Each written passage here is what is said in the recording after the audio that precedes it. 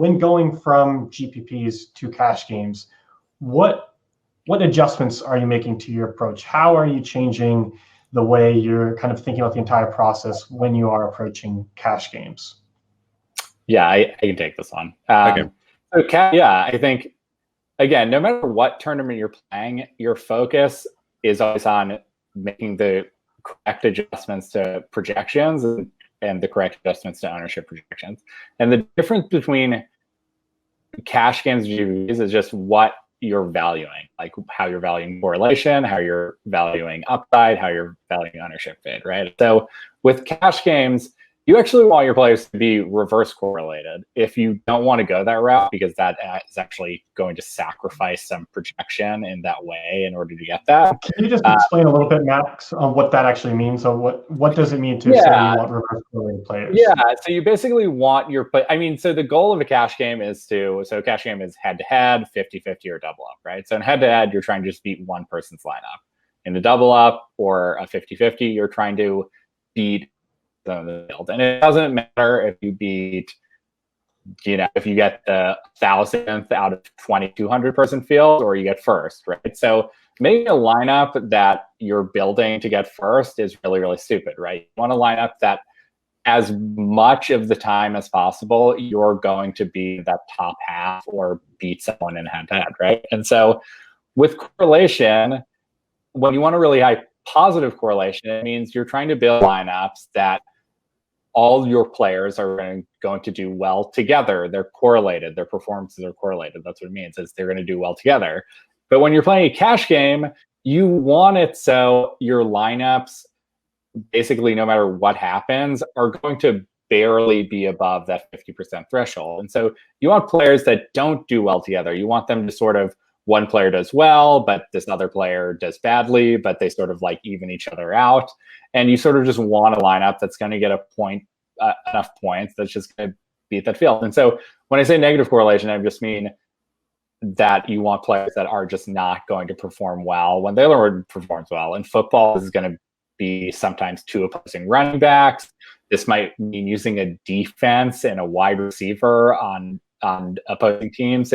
You're going to be doing things that just obviously would not be good if you're trying to get a 200-point NFL score, but are going to be really good if you're trying to beat 50% of the field. But I think the process is the same, right? All I do from week to week is I'm adjusting projections and trying to get good ownership projections, right?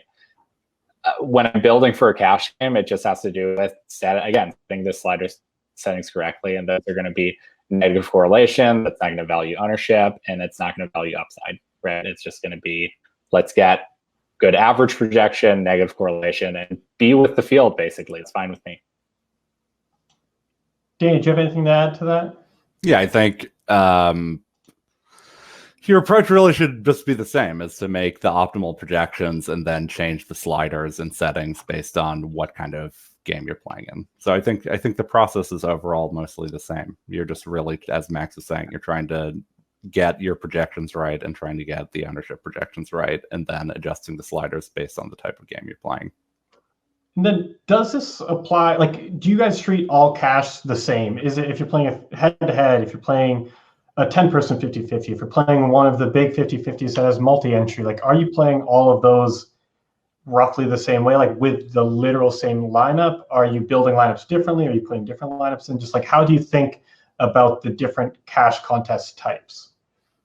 I just use one lineup. I'm curious if Max would say anything different. No, I'd say the same thing. I think, you can get some more nuance if you're doing a triple up or quintuple up or something like that. But if we're talking about 50-50s, double ups, and head-to-heads, and you can do different lineups, but that just means you're going to sacrifice some ROI from going off the best lineup, right? So fine. I mean, people do that to hedge their risk. But if you're new to daily fantasy, I probably wouldn't recommend it, because you don't want to risk possibly putting in a lineup in that is minus EV in order to hedge risk, right? You want to make sure that the lineups you're putting in are going to make you money. So hedging in that way, by making 4 different cash lineups, 6 different cash lineups, you run that risk of putting in a lineup that's just not a good one. Right? So,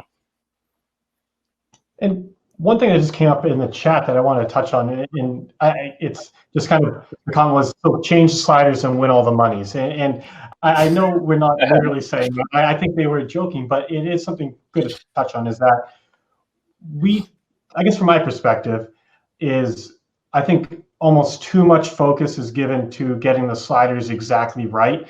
I think as long as you're within general ranges for the game type, that's all you need. And you can kind of dial them in beyond that to your own personal preference, but there's not like one exact set of sliders that this is perfect for this contest every time. It's going to be based on risk tolerance, based on just a lot of factors involved. But that is kind of the aside of it. The big thing really is dialing in the projections. And we behind the scenes are always going to be working on improving them, but that is kind of what we were saying is where the most value can be added, is kind of spending your time improving that. And none of this is easy, but I think just because we are doing things a little bit differently by having those sliders, it can throw people for a loop where they kind of overthink that. And that is the phase that it's not that it matters the least, because it does matter, but it doesn't require nearly as much time as the other phases do. So I just kind of wanted to just clear that up a little bit.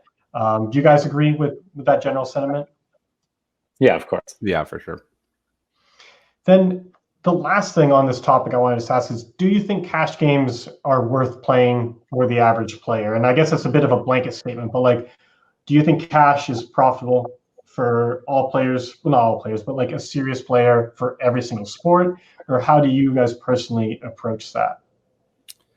I mean, I think one thing I really believe with SaberSim is our solver does an extremely good job taking into considerations all the factors that really matter in GPPs.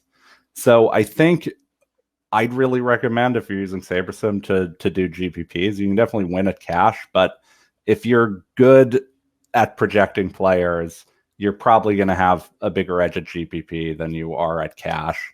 And SaberSim's going to do a really good job building the best lineups with the projections that you have.